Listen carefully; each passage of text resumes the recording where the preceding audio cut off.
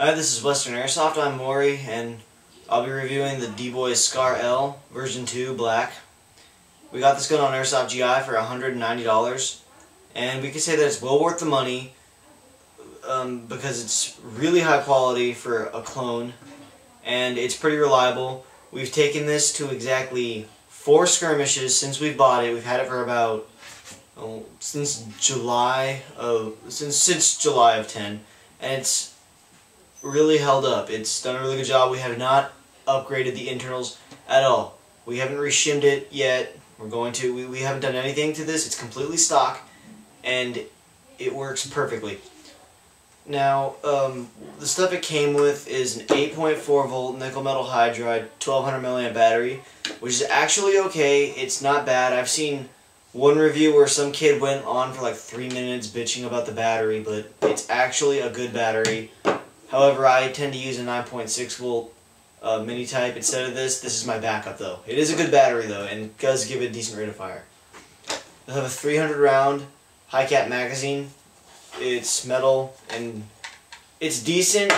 It does tend to jam up sometimes. Not as much as other magazines I've used, but I would recommend going with a higher quality magazine like KWA, or just going with mid caps in general because they're more realistic and they take more skill to use. Comes with a vertical foregrip, which is actually pretty sturdy. I personally am going to replace this with a grip pod, just because they're neater, but this does work. It's sturdy, it doesn't move, and it's made of good quality plastic. And it comes with this barrel extension, which my Gemtech suppressor is attached to, and it's really stuck on there. It will not come off, so I'm not going to really bother. Now, a note to make, I have a black M4 birdcage flash hider on this gun. This doesn't come with the gun. It'll have a blazing orange flash hider on, and it's not a glued-on flash hider like on a lot of clones. It's the screwed-in type, so you have to have a really small Allen key or an Allen wrench to take out the screw and take off the flash hider. But once you do that, you can fit any 14mm attachment that you want, whether that be a flash hider or a suppressor, anything you want, a barrel extension. Now, I'm going to move all this stuff off the desk except for the magazine, which I'm actually going to put in.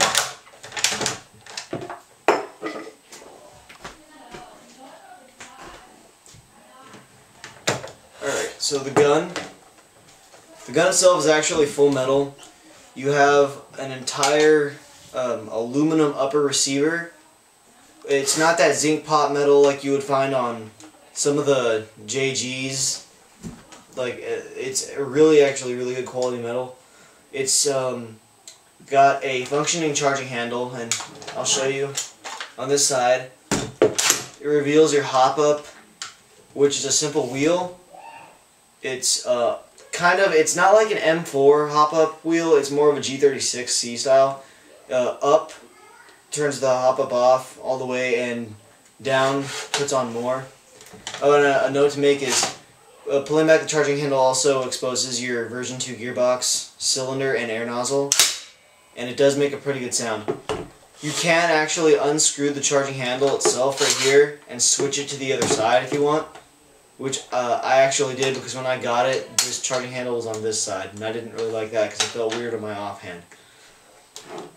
You have 20mm rails on the top, the left and right side, and on the bottom to mount any kind of optics you want, any flashlights, lasers, vertical grips, anything you want. And you also have metal flip up front and rear sights, and I said that as I flipped up the rear, but whatever. They line up pretty well. Your sights are actually adjustable for windage and elevation, just like M4s and M16s.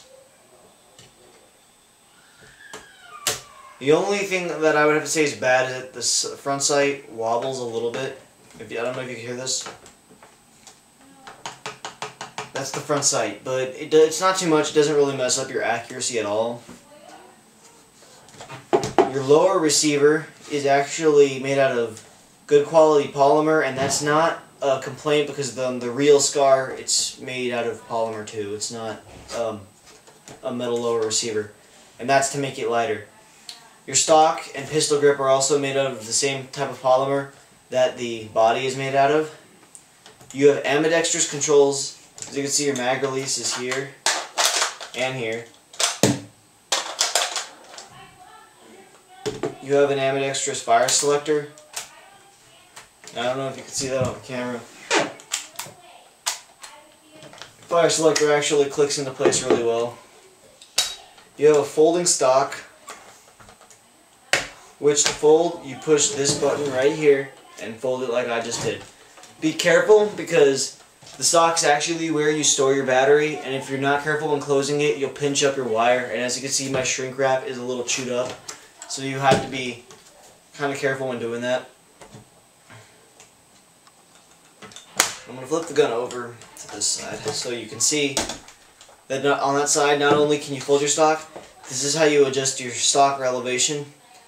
Now, since this is a version 2 SCAR, not a version 3 SCAR, the stock only has 2 positions on elevation. 1 like this and 2 like that. To put your battery in, pull it all the way open, put your battery in, connect the wires, and close. 9.6 volt battery is a little too big to be put in just like that. You'll have to do you'll basically have to open up the stock completely, and I will make a separate video on that once I get my 9.6 volt battery from my friend who's borrowing it at the moment. Your stock's also collapsible for 3 positions. Since this is a version 2 SCAR, like I said before, not a version 3, it's 3 positions, not 6. Not too much of a complaint. It doesn't really matter too much, even though I'm sure that a 6 position stock would allow a bigger battery. One con that I don't like about the stock is it wobbles a little bit, but that can easily be fixed by tightening this Allen wrench right here. Oh, I'm flipping it the wrong way. Tightening these Allen wrenches in here. That'll tighten your stock up and decrease the wobble. Now, there's sling mounts on this gun. There's 2 here, 1 here, and 1 right here. So you got 4 sling mounts. They're all pretty sturdy. I would trust them, but except for this one, this really small one right here, because that one doesn't look too sturdy. It's connected to the cap that holds the stock on. So I would just trust the one on this side and these 2. Now, I know this is going to be the first question I get, is how hard does it shoot? It shoots at about 360 to 370 feet per second. I heard that the older versions were shooting at around 400, but mine was doing 360, 370. It doesn't have the original FN Herschel markings like the old ones did, and that's kind of a downer. But to me, it doesn't make much of a difference. I'm more into the performance of it. I could say that this is more accurate than any M4 that I've ever owned. I had this thing shooting at a pretty good accuracy. I mean, it's a 257 millimeter as opposed to an M4's 363, but I was hitting people at 150 feet the last time I took this thing out. And you can actually replace the inner barrel for a 363 M4 barrel and put the barrel extension that comes with it over it, and then put your flash hider over that. And that's pretty much it. I'm Maury from Western Airsoft. Thanks for watching this video.